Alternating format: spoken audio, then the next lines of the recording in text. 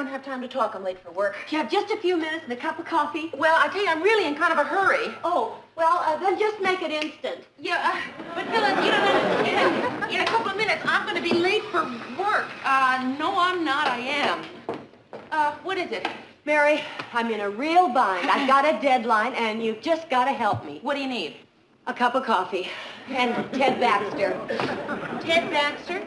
Yes, to give a talk for my club. I'm in charge of guest speakers, and I don't have any guest speaker for tonight. So can you help me out? Tonight? Tonight. But that's tonight. I know. I guess you're entitled to the whole story. We had Dr. Herman Davis lined up. You know, the controversial psychiatrist who wrote that great book, Don't Be Embarrassed, about sex. But he backed out. He decided at the last minute he was uncomfortable with women. Well, I don't know. Ted's not very good at that sort of thing. But Mary, it's just talking. Yeah, well, it's just talking that Ted's not very good at. Mary, if I were in your position, you know that I would do anything I could to help me. Yeah. But I can see it's just too much trouble. Well, Phyllis, You look, really all right, find out let's just who say your that I friends could are. get Ted If you to ask agree to talk. somebody, How long would you need him to Because I talk? need him to talk 15 minutes. Well, I suppose I could get Murray to write something for him.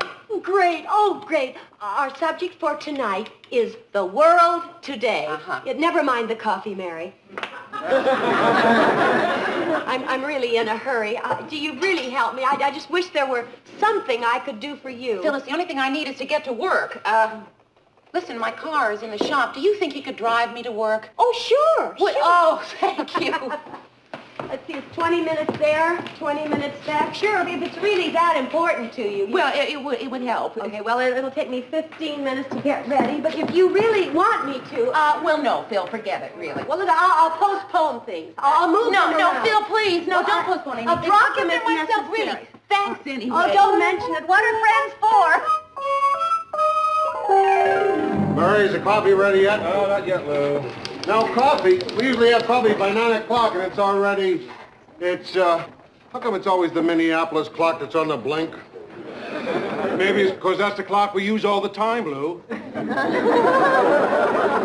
I mean, if the Tokyo clock stopped, who'd notice? I need coffee. He almost made sense to me. Does anybody here know how to work this machine? I can do it.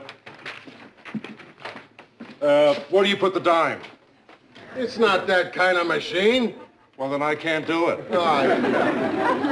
Morning, everybody. Hi, Mayor. Mary, do you realize that if the Minneapolis clock was working, you'd be 15 minutes late? I'm sorry, Mr. Grant. Don't apologize now. Go make coffee now. You can apologize later. Coffee, right. Hi, Ted, I'm glad to see you. Coffee. Coffee, yes. Does anyone have a dime?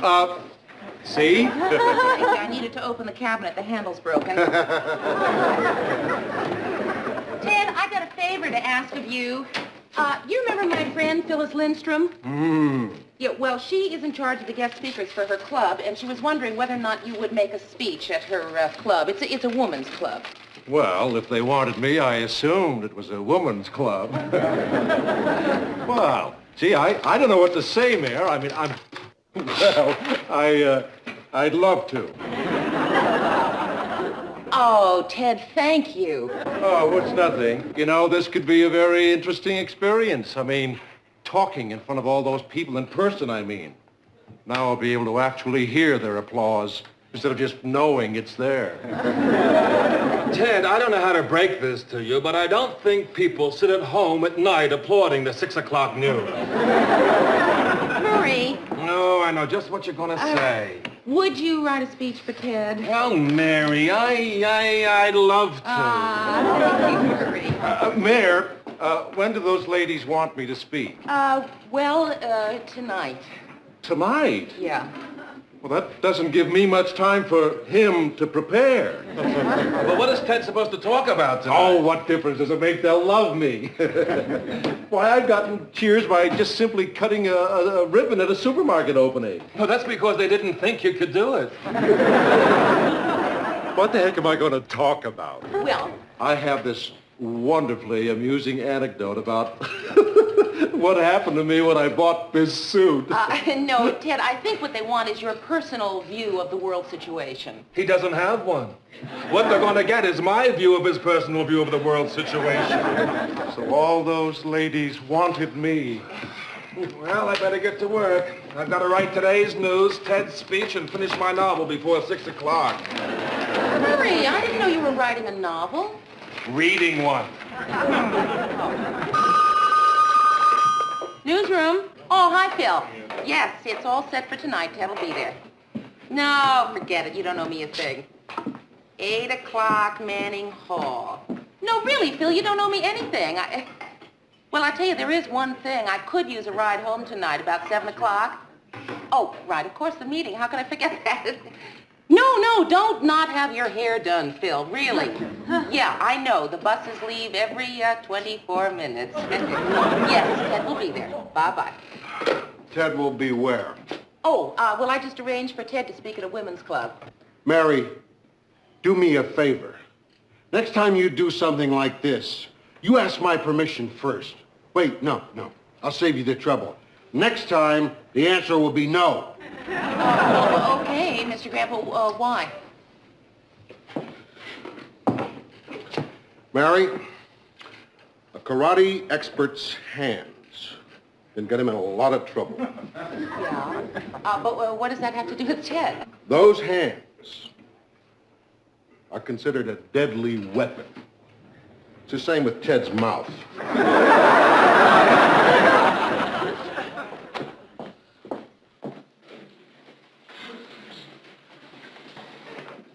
Hello. Hi, Were you waiting to see somebody? I'm waiting to see Miss Richards. I'm Miss Richards. Are you Miss Richards? Yes. I'm Dave Curson. I'm a publicity man. You've probably heard of me. No, I can't say that I have. Oh, I'm going to have to work on that. Well, would you like to sit down? Oh, thank you.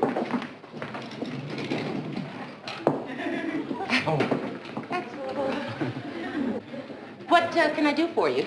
Well, I saw your name on the board downstairs, and it said you were associate producer of the news. Yes. Congratulations. Well, thank you. I thought you'd be the person to see about getting some publicity. You see, I thought if I could get some of my clients on your news program, it would really help my business a lot. Oh, well, I think probably the man you should see is Lou Grant. He's in charge of the news. Was that Mr. Grant who just Yes. left? Yeah. I don't think I'm ready for Mr. Grant yet. I know what you mean. So, who are some of your clients? You've heard of the Midwestern Yo-Yo Association? Well, I tell you, Mr. Curson, I really don't see how a news program could help publicize yo-yos. I guess you're right. Well, look, here's my card. If you ever need any publicity for the station, just give me a call. Oh, Mr. Curson, the telephone number here is crossed out. Oh, I know that. You see, what happened is the printer made a mistake on the telephone number, so I got them for half price. If he'd only left my name off, I probably could have got them for nothing. Oh, bye. Is this a poll? Yes, it's Poll? Mayor, Yes, Ted? about tonight, do you think I ought to wear my dark blue suit or my tux? Oh, well, no, I think the blue suit will be fine. Okay. Mary, Yes. I was just wondering, if you're through with it, Yes. could I have my dime back? Who is it? It's me, Phyllis. What's the matter? What's the matter? Yeah, is there something wrong? Is there something wrong? Phyllis, will you stop repeating everything I say and tell me what's the matter? Wait a minute. Ted, your club. How did it didn't go well, did it? Well, it didn't go at all. It just laid there. Mary, you could at least have warned me that he's never spoken in public before. Phyllis, I did. I told you. What happened? Well, he wasn't so bad in the beginning when he was reading his speech. I mean, at least he finished. We applauded. It was all very nice. And? And then Helen Edwards asked him a question. Was it a hard question? But yes, it was. It was Are you for or against women's liberation? Oh. Was he for it or against it? Well, we don't know. He just stood there with his mouth open like he was going to say something. And then a sort of glaze came over his eyes. He giggled a couple of times, said something nobody understood, and then he asked if there were any more questions. Were there? Well, yes. There were about an hour's worth of questions. And 2 minutes worth of answers. Poor Ted, he must feel just awful. Why don't you ask him? Well, I would, but it's a little late to call He's somebody. standing It's out almost in the 12 hall. In my hall? He didn't want to come in unless he had a personal invitation from you. Do you want to invite him in? Well, of course I do.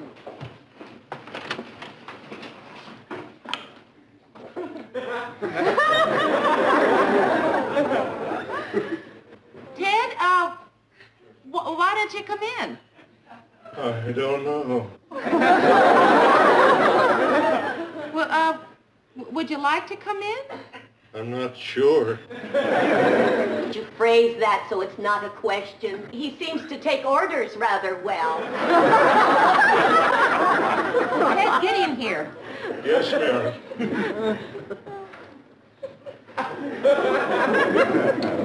Can I take your coat? Another question. I don't know. I just don't know. Hello, Mr. Grant. It's me, Mary. Mary Richards. Oh, not much. What's new with you? Well, yes, Mr. Grant, I do have a very good reason for calling you at 1 in the morning. I don't know how to say this. Why don't you just say it? I guess I'll just say it. Mr. Grant, a little while ago, Ted dropped by, and he was kind of upset, and, Mr. Grant, Ted's locked himself in my bathroom, and he won't come out.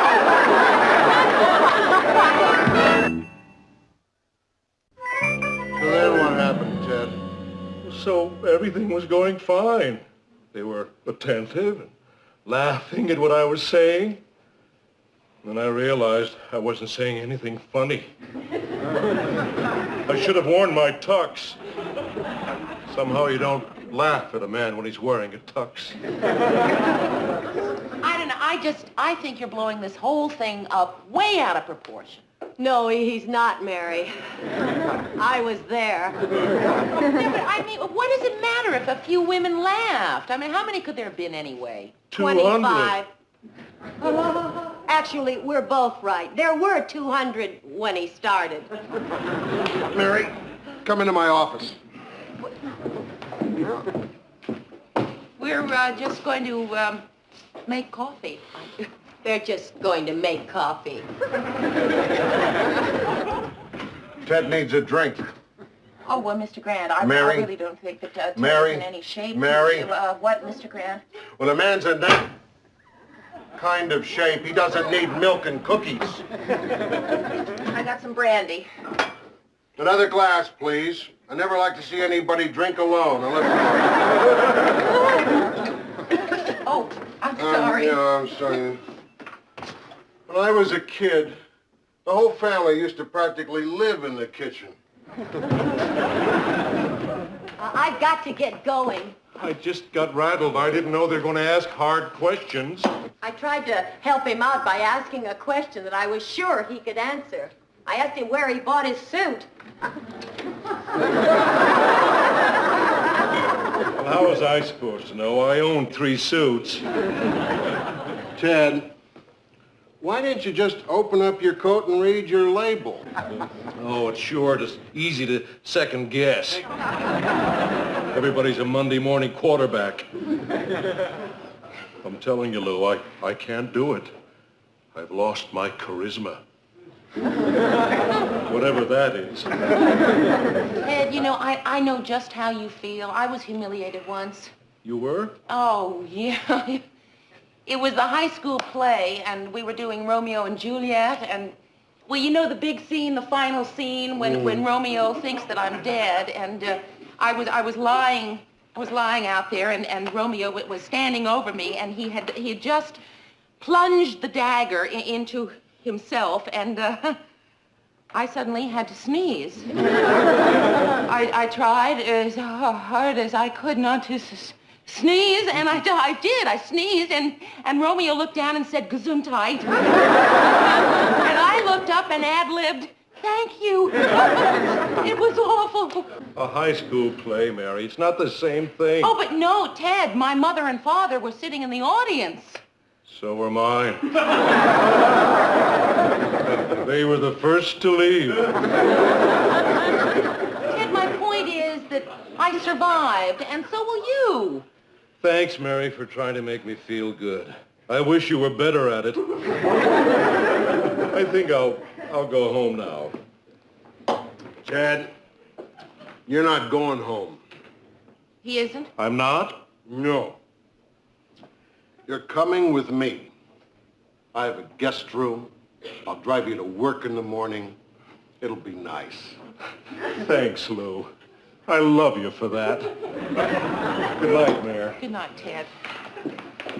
You know, Mr. Grant, that's really very, very nice. What's nice? It's the only way I can guarantee you'll show up for work in the morning. Besides, it's a great excuse to get my wife out of the guest room.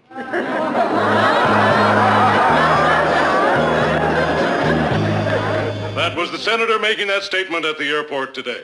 Ladies and gentlemen, a serious warning from the University of Minnesota's atmospherics. Excuse me, ladies and gentlemen. Atmospherics department. I'm sorry, ladies and gentlemen, Dale Wick, head of the Department of that department, announced that in 5 years, smog could reach legal proportions. Oh, lethal proportions. I'm sorry, ladies and gentlemen, I seem to be having a little trouble. I'm just sorry. And now for the lighter side of the news. Population explosion. Oh, Lord, I'm sorry. Mary, get in here.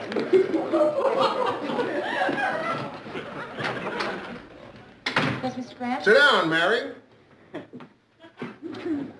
The rating book came in for this week.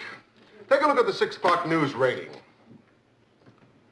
We went up. That's right. You know why? I'll tell you. Because people are tuning in to laugh at Ted Baxter. Or as he might put it, Bed Taxter.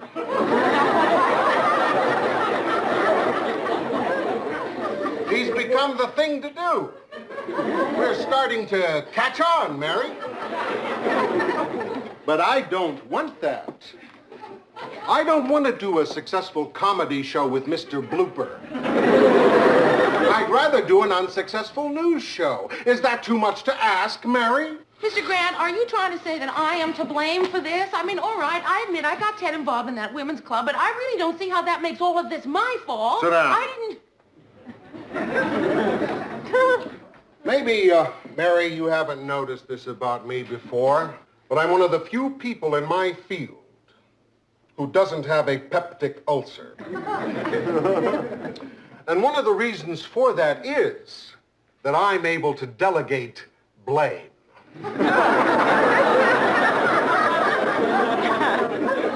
Nothing that goes wrong here is my fault. It's Ted's fault. It's Murray's fault. It's Gordy's fault.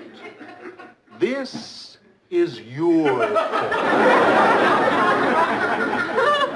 It is, isn't it? So fix it before it begins to look like it's my fault.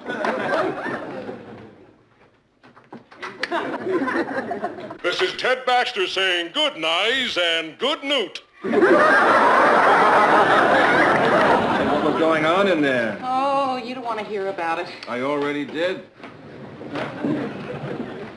Hi, Ted. You're just saying that to make me feel good. Hey, Hey, look, Ted, it was my fault. It was a slow news day. I just couldn't write anything exciting for you to read. Here. A revolution in South America, a crisis in the Far East, and an earthquake in Peru? No, Murray, it's not the news. It's me. I've lost something. Has anyone seen my hat? I think it's under Mary's coat. Ted, it's nighttime. I know. I'm just not in the mood to be recognized. Excuse me, aren't you... No, I'm not. I used to be. He still looks a lot like the... Hi, Miss Richards. Oh, hi. Remember me? Sure. You're, Dave Curson. Dave Curson. You remembered. Well, it looks like you're busy. I'll come back. No, I wasn't really. No, I was just about to close up shop. What can I do for you? Well, you see, I had this idea, and it's probably not a very good one. No, it's no good. Mr. Curson, why don't you let me hear the idea? Oh, well, it was an idea I had for the Midwestern Yo-Yo Association. Uh-huh. You see, they're having their Midwestern Yo-Yo Championships this Sunday, and I thought maybe your announcer, Paul Price, could accept their Man of the Year award, and then maybe he'd announce it on the 6 o'clock news, you know, if he'd like to. But it's not a very good idea. Never mind. Mr. Curson, I wouldn't say that. You wouldn't? I think I could get everyone on the station yo-yos, too. There's just one problem. You see, Paul Price is going to be covering the hockey game on Sunday. See, I didn't think But of no, it. wait a minute. What if we could get Ted Baxter? Oh, Miss Richards, do you think you could? Well, Good night, Mayor. Murray, do you think we could get Ted to accept a Man of the Year award? Well, sure, but who'd be dumb enough to give him one? The Midwestern Yo Association. Ted Baxter, Mr. Yo-Yo. Well, the shoe certainly fits.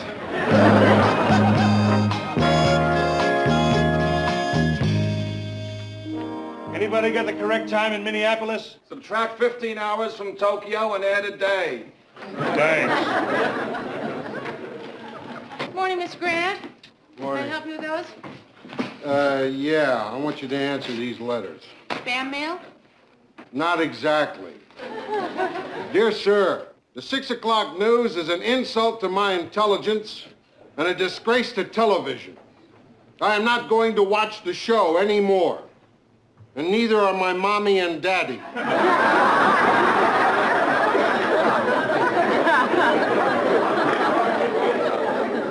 Did you ever get a hate letter written in crayon? Mr. Grant, have you seen Ted this morning? I think I might have some good news for you. My good news is I haven't seen Ted this morning. Oh, Lou. Got to see you about a couple of things. What is it, Ted? First of all, there are no bath towels in my dressing room again. There's no bath in your dressing room. That's the second thing I want to see you about. Who ever heard of an anchorman's dressing room without a bath? I want you to get on that right away, Lou. After all, it's not too much to ask for. I understand Cronkite's got a sauna.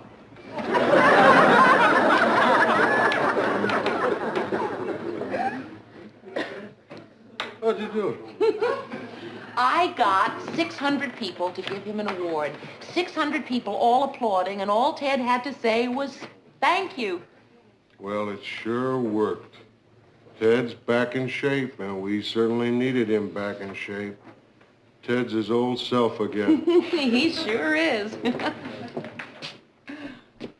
You understand, of course, why I can't bring myself to thank you for that.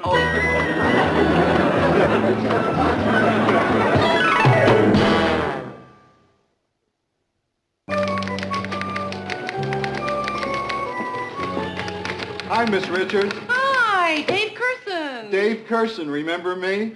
Yeah. I got Ted Baxter's award back from the engraver. Oh. The towels are real nice, Lou. Thanks. You're welcome, Ted. Maybe the next time you can get me some cloth ones. Yeah. Ted, your award came back from the engravers, and Dave wanted to present it to you. Oh.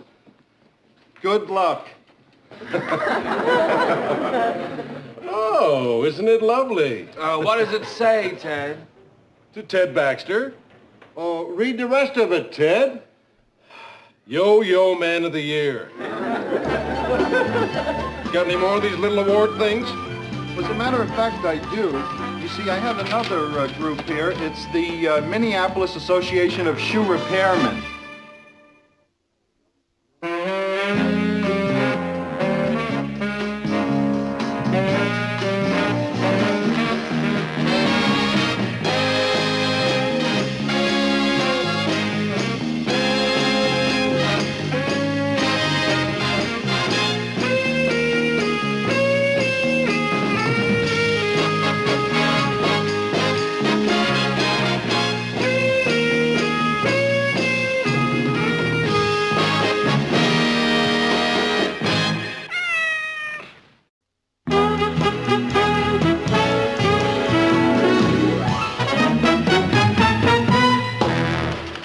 On the lighter side of the news, Mr. and Mrs. Ira Komansky of 62 Glendale were rudely awakened when a 2-ton truck veered off the highway into their bedroom, stopping only inches away from the foot of their bed. Both are being treated for shock. That's the lighter side of the news? Let me know when they get to the story on the apartment house fire. I want to see what kind of film the new cameraman came up with. I'm glad you finally gave Alan an assignment. Lou, you sent the kid out on a big story like that? You got to start somewhere. At around 4 this afternoon, fire broke out on the top floor of an apartment house on 3rd Street. It took 2 hours to get the fire under control, as you can see in this exclusive film report. Mr. Grant, here's that film you wanted to see. 2 families were trapped on the roof. Shouldn't Alan have taken pictures of the people on the roof? Or at least the fire. What is that? Oh, it's a brick. It's a close-up of a brick. And it's got ants crawling all over it. The smoke became so thick in the halls that the frantic tenants were urged to jump into the safety nets below. What's that? It's a brick. With ants crawling all over it. I can see their ants. I want to know why we're showing them instead of the fire. Mr. Grant, maybe Alan's camera slipped. Murray, why did you let this film go on? Did you think this was a National Geographic special?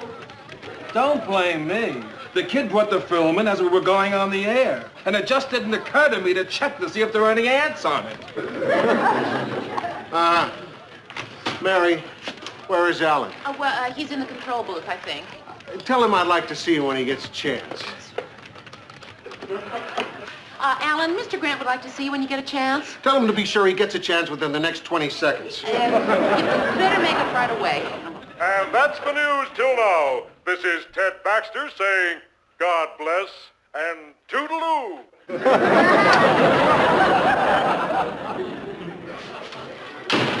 Did you like it? Well, it's sort of hard to tell whether Mr. Grant likes something or not, Alan. But I think he can probably tell you better than I can. Thank you. Come in. What were you sent out to cover? The fire? That's right. Now, I'm telling myself that this is your first job, so maybe I'm expecting too much of you to know a fire when you see one. Fire is where there's a lot of smoke. Fire is what those big red trucks are usually parked in front of. Fire is red and hot, and the fire is news. I know what a fire is. Okay. I know what happened. You put the wrong lens on your camera. You thought you were shooting the whole building, but you were getting a close-up of the ants. It was an accident. It wasn't an accident. What? Well, I was making a comment by showing the ants. You did that on purpose? I was showing how just a few feet away from the fire, life goes on.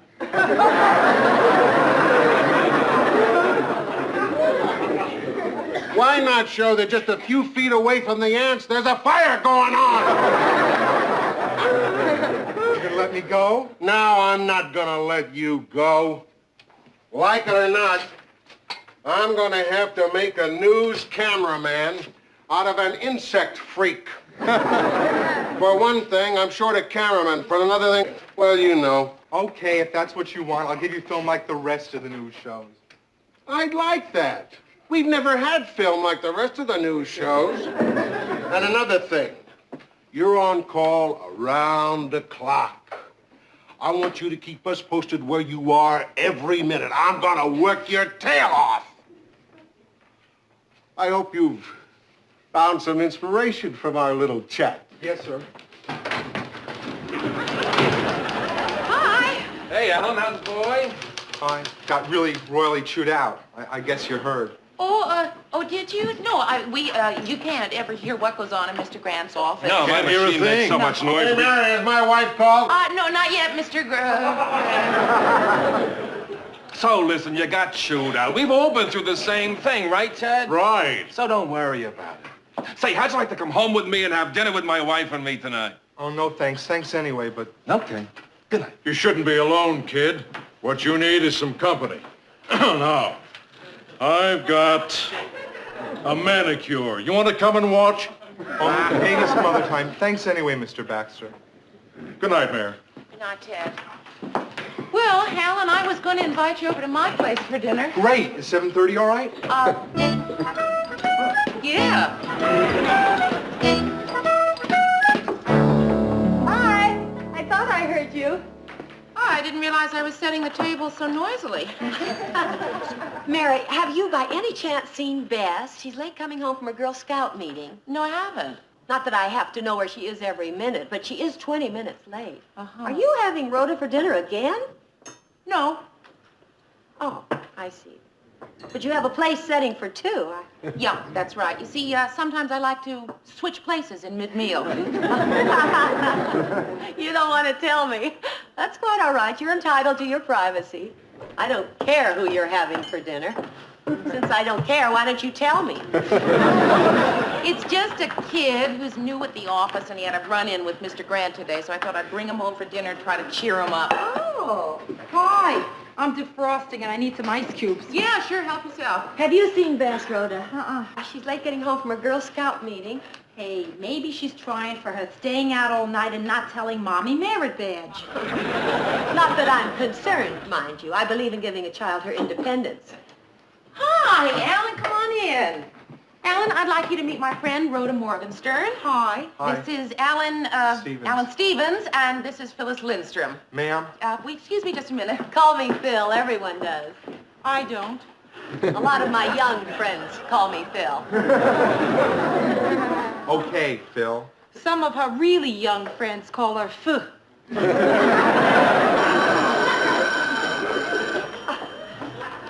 Hello? Oh, hi, dear. Yeah. Okay, sure, I'll tell her. Bye-bye. That was Bess, and she's kind of worried about you. Where is she? She's still at the Girl Scout meeting. You were supposed to pick her up. Oh, for heaven's sake. Oh, nice meeting you, Alan. See you later, Ph. Would you like a drink? Hey, can we see your ID? Oh, I don't drink, but I would like a glass of water. Is that the kitchen? I'll go get it myself. Okay, the glasses are on the counter. Isn't he? Mary, what are you doing? Managing Little League? No, he's just a sweet kid, and he kind of had a rough day at the office. Uh-huh. How old is he? 22, 23, I think. I don't know. That's okay. Nothing wrong with going out with someone 23. I've done it myself. I was 15. I'm just getting some ice. I'll help you. That's okay. I think I can get an ice tray out by myself. No, really, I insist. Hey, where were you when I had to lug my old stove down to the basement? Oh! Hey, kid, keep both hands on that ice tray, huh? I'm sorry, my hand slipped. Next time this happens, I'll press charges. You know that shy kid in there? He's not really all that shy. Hey, Mary, it was an accident. I mean, I hope you don't think I'd fool around with one of your friends, or one of anybody's friends. No, of course not, Alan. No, Rhoda's just overly suspicious. She's from New York. Because if you did, well, No, hey, no, come on, sit down, have some cheese and crackers. the funny thing is, she's not even my type. Well, no, of course she's not. She's a little older than you are, like I am. Yeah, but I wouldn't mind fooling around with you. Can I take your coat? And your shoes? Oh, I just felt at home. Well, good. Nice couch. Does it fold out? I mean for you to sleep on. You know, Alan, I think that somebody may have gotten the wrong idea here. You want me to go home, is that it? No. When I want you to go home, I'll say, Alan, go home. I just think that there may have been a, Don't worry, nobody has to find out. Alan, go home. But then you'd be all alone. Yeah, that's right. You don't want to spend another one of those lonely nights, do you? Oh, Well, what are you smiling at me like that for? because you're cute. You really think that because I'm 30 and single that I'm desperate, right? No, I meant that I find you very attractive, and what does age have to do with anything? Well, Alan, I'm really very flattered, but age has everything to do with it. I mean, look, if I were 19 or 20, you'd be 11 or 12. Anyway, you see what I mean? So come on, let's have dinner. You mean you just got me up here for nothing? No, I got you up here for dinner. Is that nothing? It sure is. Good night, Mary.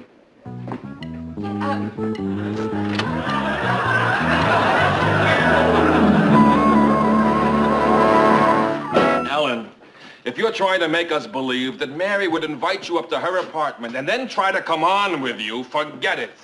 That's not how I marry. And then what happened? Maybe I said too much already. You're right. I think I'll walk you to the studio, Alan. And then what happened? Good morning, all. Hiya, Mary. How'd it go last night? How'd what go? Oh, you had dinner with Alan. Oh, fine. Murray, how did you know that I had dinner with Alan? I didn't invite him until after you left. Oh. Well, he mentioned something. Oh? What did he mention? Well, nothing, Mary, nothing. Well, you know. No, I don't know. Well, I didn't believe him anyway. Mary said that.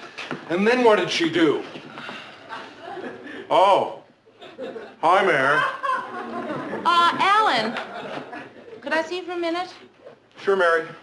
Alan, I would like you to tell Murray in front of me exactly what happened last night. I'm sorry. You're right, Mary. I should have kept my mouth shut. It was just dumb bragging. I'm sorry. Brag! Alan, you... Oh, Murray, I would know it. Nothing. It was... Oh,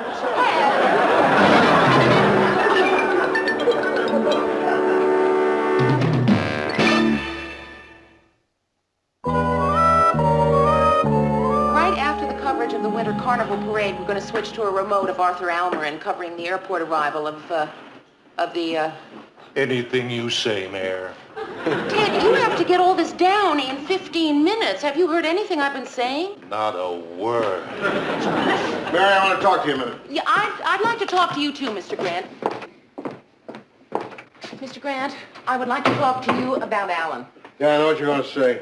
You do? Yeah, you were going to say I was too rough on him yesterday. Well, no, not exactly. Yes, you were, and you're right. Mary, I'm not the most patient man in the world. Well, no, that's not true, Mr. I said I'm not the most patient man in the world. Well, that's true. But Alan isn't exactly the easiest person to be patient with. Mr. Grant, I don't know how else to tell you this other than to just come right out and say that Alan has been going around the station telling people... Yeah, he's my nephew. It's true.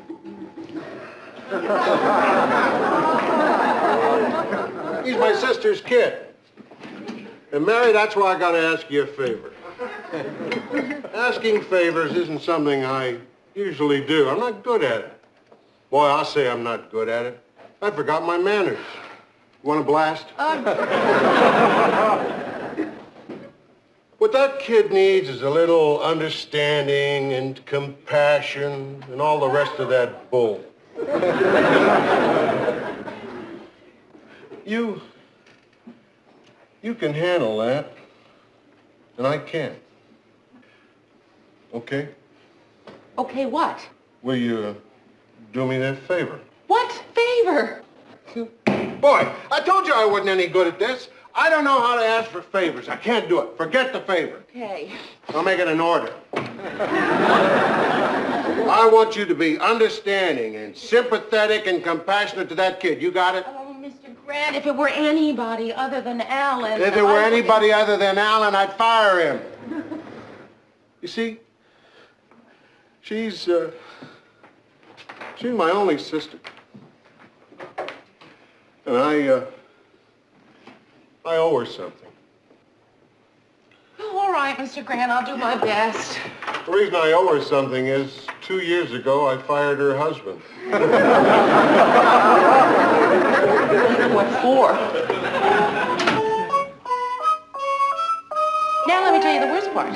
Mr. Grant told Alan that I volunteered for the job. So you can imagine what Alan thought. So tell him you didn't volunteer. I told him. He didn't believe me. He asked me what time I wanted him to come over tonight. So you should have told him you don't want him to come over tonight. I told him, and he said, how about 8:30? You should have told him you wouldn't be home. I told him, and I'm not. I am not going to be home. I'm going to a movie. You want to go? Yeah, I would. He'll only be back tomorrow. What do you plan to do, go to a movie every night? Of course not. One night I'll go to a play, and the next night to a concert. I always did want to learn how to play pool. What do you expect me to do, Phil? It's so elementary, I shouldn't even have to say it. But he only comes on when it's absolutely safe, with women who wouldn't ever be attracted to him. Only you, Mary. And me. You? When did he ever come on with you? When we first met, I picked up the vibrations when he came on with "Hi, Phil," not "How do you do, Mrs. Lindstrom." Ma'am. He said ma'am. Believe me, Mary, if that boy ever thought someone was going to take him seriously, he would run for the hills. I think I see what you mean, Phil. In other words, if I pretended to be really interested in him, it would scare him off, huh? Exactly. Not in a million years. That is the dumbest idea. Dumb. All right, Mary, all right. Let people give you a lot of modern ideas on how to handle this. As for me, give me good old-fashioned common Freudian psychology anytime. There she is, folks, the sweetheart of Sigmund Freud. You are witty, Rhoda. You really are. Thanks. How much fun it must be for the other girls on your bowling team. Do you find a movie for us to see? Yeah, let's go to the Crestwood. Okay. We're going to the show. I think I'll go upstairs and change. Wait, I want to go with you. I'll wash the coffee cups, Mary. Oh, would you, Phil? Great. I don't want to take a chance of being here in case Alan arrives. Mary, you wouldn't think my idea was bad if you read my copy of Post-Adolescent Social Trauma. Well, fine, I will. Lend it to me sometime. I lent it to you 6 weeks ago. You did? Yeah, and that whole batch of books I brought up for you to read? She figures if you study hard enough, anybody can become a loony. I'll find it for you, Mary. Really, it'll help. Well, Phil, look, I appreciate your wanting to help me out with this problem, but I honestly don't think it'll help. Yes, it will. Wait till I find it. You'll see. Marriage as a competition, the liberated female, the creative neurotic. None of these is it. It must be here somewhere. Let's get out of here, Mayor. If she finds out you're still saving your Nancy Drew book, she'll never hear the end of it.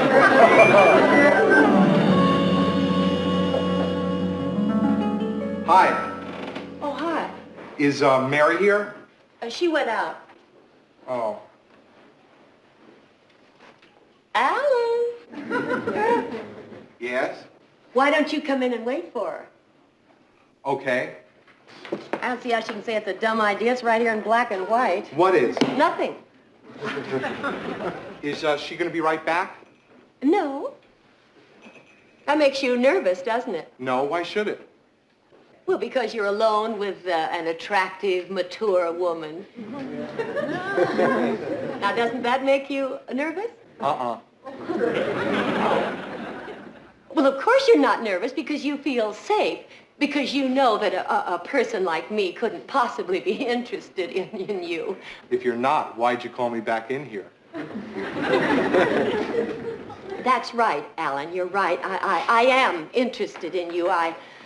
I find you terrifically attractive. Now, how does that make you feel? Nervous? That's right, Alan. I understand why you have to leave now, and it's perfectly all right. I'm glad I could clear this up for you. Goodbye, Alan. I do understand.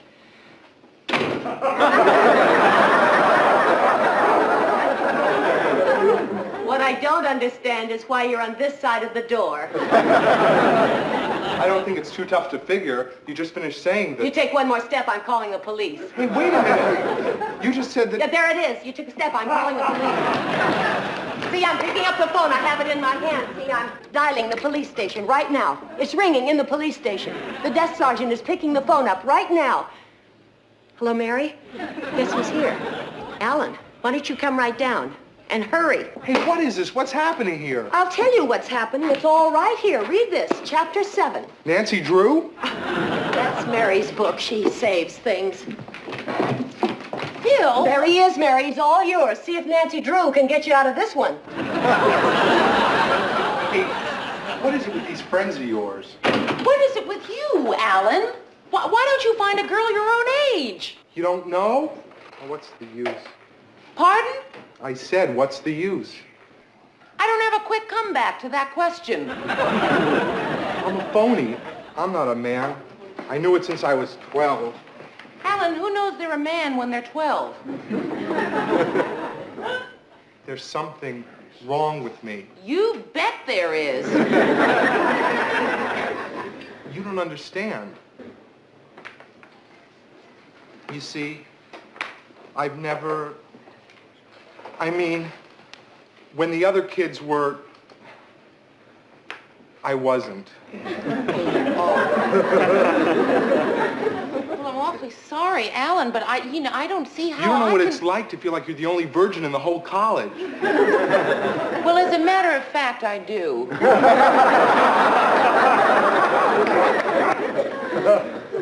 I've been waiting for someone. Someone kind and gentle and compassionate to help me find myself.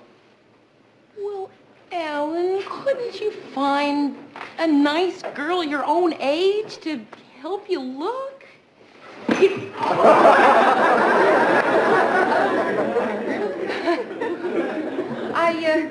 I didn't know that all of this was behind all that craziness. Send away whoever it is. I need to talk to you tonight. Alan, I really do have to go answer the door. Who is it? Lou Grant! Where is he? Who, me? You. Guess what? A brewery blew up tonight. I know because I saw a film of it on one of the other stations. Since you weren't there, we don't have a single foot of film on it. Not even a lousy ant crawling around in the bear suds. Mr. Grant, how did you know that he was here? He left a message with his answering service saying where he'd be and that he didn't want to be disturbed. I don't know how to break this to you, but I may end up disturbing you. Mr. Grant, could I talk to you for just a moment, please? Mr. Grant, Alan has problems. I mean, he really does. What's he been handing you?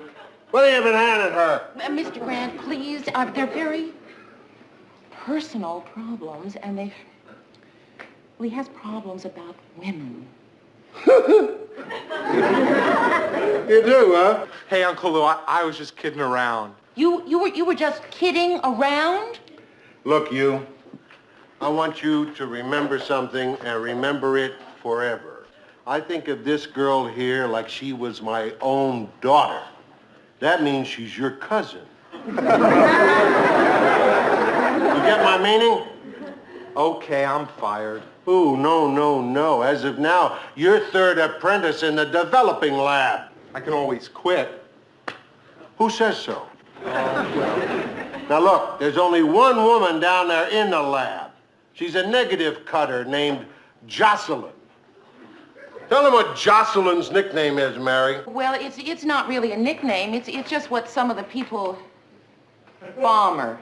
Tell him what Bomber did at the last Christmas party, Mary. Oh, You mean when she beat you arm wrestling? That's the new woman in your life. Bomber. Good night, Uncle Lou. Cousin Mary. Hey, I want to apologize. I mean, he's my family and all Mr. that. Grant, no, please. There's no need. I understand. Look, every family has someone like that. No, you don't understand. In my family, he's the cream of the crop. Good night, Mary. Good night, Mr. Grant.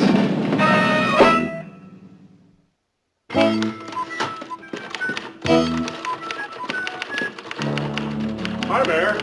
Hi, Ted. Good thing Lou put that kid in his place. He's a troublemaker, you know. He was even beginning to spread rumors around about everyone, even you. Oh, really? Not that any one of us believed a word of it for a minute. Well, that's certainly good to know. You know, Mayor, you've worked here quite a while now, but I don't feel we've ever really gotten to know each other.